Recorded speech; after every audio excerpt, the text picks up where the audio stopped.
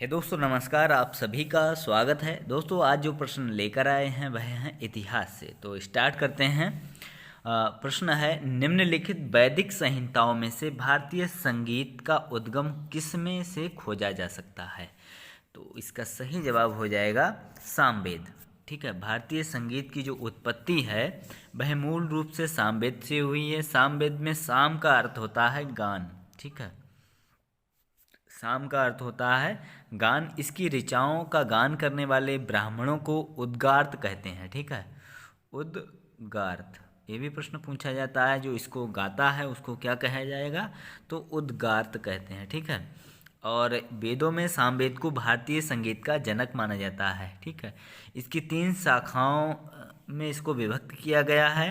वह शाखाओं को कहते हैं कौयुम, राड़ानी, जैमिनी। ठीक है, अगला प्रश्न है, आर्यन जनजातियों की प्राचीनतम बस्ती कहाँ है?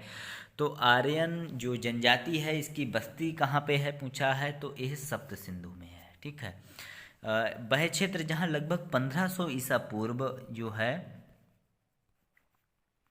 1500 ईसा पूर्व आर्यों ने अपने निवास स्थल के रूप में अपनाया था, उसको सप्त सिंधु का क्षेत्र कहा जाने लगा था। ठीक है, अगला प्रश्न है, सिंधु घाटी सभ्यता का गोदीबाड़ा लोथल यहाँ स्थित है। कहाँ पे स्थित है?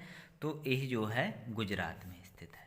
ठीक है, गुजरात में यह स्थान है और लोथल गुजरात के भाल क्षेत्र में स्थित है। यह अहमदाबाद जिले के ढोलका तालुका में सर्गबाला ग्राम के नज़दीक स्थित है। ठीक है, और लोथल जो है हड़प्पा सभ्यता का एक महत्वपूर्ण बंदरगाह था, ध्यान में रखना है। अगला प्रश्न है, निम्नलिखित में से किस देश ने भारत से मोहनजोदड़ो से प्रसिद्ध नर्तक कन्या की प्रतिमा वापस देने के लिए कहा है? जो मोहनजोदड़ो से प्रसिद्ध नर्तक कन्या की प्रतिमा है उसको वापस देने के लिए कहा है। किसने कहा है?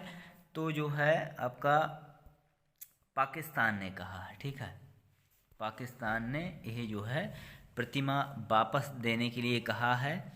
और फरवरी 2014 में सिंध सरकार ने इस्लामाबाद से प्रार्थना की कि वे प्रसिद्ध स्टैचू ऑफ डांसिंग गर्ल, ठीक है, स्टैचू ऑफ डांसिंग गर्ल लौटाने के लिए भारत सरकार से बातचीत करें। यह स्टैचू जो है 1946 से भारत सरकार के अधीन है।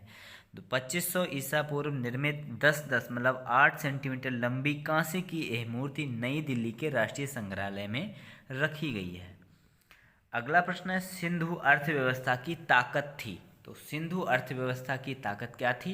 तो यह कृषि थी। ठीक है, अधिकांश जो समकालीन सभ्यताओं के समान कृषि सिंधु अर्थव्यवस्था की रीढ़ थी। लोग लकड़ी से बने हलों का प्रयोग करते थे। जौ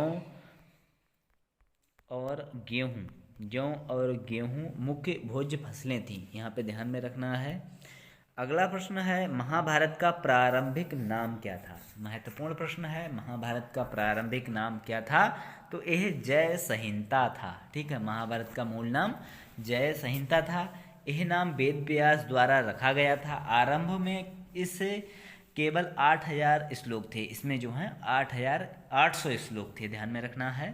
कितने श्लोक थे? 8800। ठीक है, 8800 श्लोक थे। और गणेश द्वारा लिखित श्लोकों का मूल नाम था जय। ठीक है, मूल नाम जो था जय था। बाद में कई कहानियों को जोड़कर पुस्तक के श्लोकों की संख्या कितनी हो गई थी? 1,00,000 हो गई थी। ठीक है, 1,00,000 हो गई थी, जिन्हें पूरा करने में कई शताब्दियां बीत गईं और अंत में पुस्तक का नाम क्या रखा गया? महाभारत। ठीक है, महाभारत अंत में इसका नाम रखा गया। प्राचीन नाम इसका जो था वह था जय संहिता। ठीक है, अगला प्रश्न है, सिंधु घाटी सभ्यता में कालीबंगा निम्नलिखित में से किसके लिए प्रसिद्ध है? तो ये किसके लिए प्रसिद्ध है? मिट्टी के पात्र के लिए। ठीक है, मिट्टी के पात्र के लिए कालीबंगा सिंधु घाटी सभ्यता के प्रमुख स्थलों में से एक है। यह अपने मिट्टी के बर्तनों के लिए प्रसिद्ध थी। कालीबंगा की विशिष्ट पहचान मिट्टी के बर्तन बनाने की कला से है, ध्यान में रखना है। अगला है, मनीषी पंडित जिसे कहते हैं मनीषी को दक्षिण भारत का आर्यीकरण किया था, वे कौन थे? तो कौन थे यह? तो यह अगस्त्य थे। ठीक है, अगस्त्य मुनि थे। इनको परंपरागत भारतीय चिकित्सा शास्त्र का जनक भी कहा जाता है। ठीक है, भारतीय चिकित्सा शास्त्र का जनक भी कहा जाता है इनको। और आपका वे दक्षिण भारत के आर्यों से भी संबंधित थे। दक्षिण भारत के यादवों को प्रथम आर्य कहा जाता है। ठीक है, अगस्त्य मुनि ने सर्वप्रथम तमिल भाषा में व्याकरण की रचना की थी, जिससे अगथियम के नाम से जाना जाता है। ठीक है, अगला प्रश्न है, निम्नलिखित वैदिक संहिताओं में से भारतीय संगीत का उद्गम किसमें से खोजा जा सकता है? भारतीय संगीत का उद्गम किसमें से खोजा जा सकता है? तो सामवेद में। ठीक है, भारतीय संगीत का जनक भी इसको कहा गया है। ठीक, ऐसा कौन सा वेद है जो गद्य और पद्य दोनों में है? तो यजुर्वेद है, सबसे प्राचीन वेद है। यह ऋग्वेद है। अथर्ववेद सबसे बाद का वेद है। इसमें जादू तंत्र मंत्र का वर्णन किया गया है। अगला है, प्राचीनतम भारतीय सभ्यता का नाम बताइए। प्राचीनतम भारतीय जो सभ्यता है उसका नाम है सिंधु घाटी सभ्यता। ठीक है, सिंधु घाटी सभ्यता जो है यह प्राचीनतम सभ्यता रही है। और भारतीय उपमहाद्वीप में फली फूली सिंधु घाटी सभ्यता विश्व की सबसे प्राचीन सभ्यताओं में से एक थी। ठीक है, अगला प्रश्न है, सिंधु घाटी का कौन सा एक स्थल पाकिस्तान में है? तो ये जो स्थल है वह है हड़प्पा।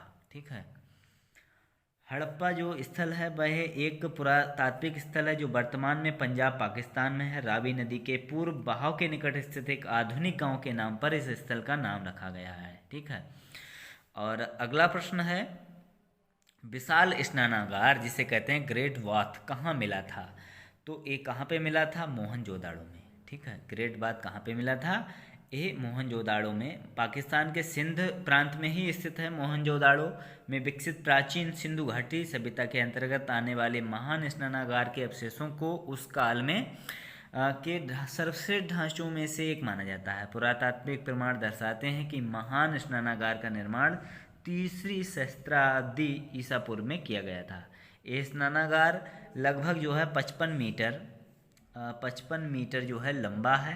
ठीक है, और इसकी चौड़ाई जो है 33 मीटर है। ठीक, 33 मीटर जो है इसकी चौड़ाई है। प्राचीन विश्व का आरंभिक सार्वजनिक जल टंकी इसको कहा जाता था। तो दोस्तों, वीडियो कैसा लगा कमेंट सेक्शन में ज़रूर बताएं। साथ ही हमारे यूट्यूब चैनल को सब्सक्राइब करना ना भूलें और खबरी पे भी फॉलो कर लें। धन्यवाद।